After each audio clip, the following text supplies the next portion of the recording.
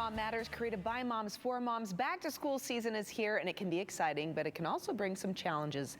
From homework struggles to after school meltdowns, many families are looking for ways to make the transition smoother. So joining us today, we have Dr. Erica Rosmead, that is, to discuss some of the ways that we can help our kids ease into the school year. So great to have you here, Dr. Rosmead. I want to talk first, though, about homework, right? Because that can be a nightly battle in some households. Why is this such a common trigger, and what can families do to help make this less stressful? Yes. So especially going back to school, over summer, kids have not a lot of demands. And so the transition back into school can be challenging. Kids have demands placed on them all day long. And so then once they come home, homework is just another demand. And kids are stressed these days. They have a lot of extracurricular activities, and homework can be quite stressful. So one thing I recommend is really transitioning back from school into homework by letting them have no demands. And then after homework time, maybe that they can do something more preferred afterwards. Okay, but so give them an opportunity to decompress either before homework or after, before going into that demand. All right. Yeah. Also, too, I want to talk about social settings, right? Because some kids, especially if they're transitioning into a new setting, like maybe middle school for the first time or their first time going to elementary school, how do we know if our child is just showing normal shyness versus more of a social anxiety?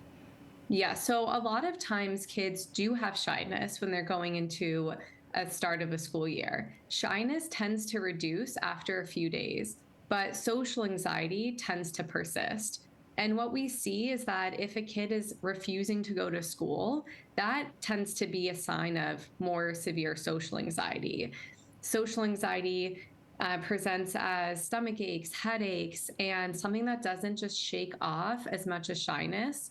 But one thing that I like to tell parents, whether or not you have a shy kid or a socially anxious kid, is to give them some brave challenges throughout the day. So a brave challenge could be like, hey, why don't you say hi to one new friend today? Or why don't you try raising your hand in class?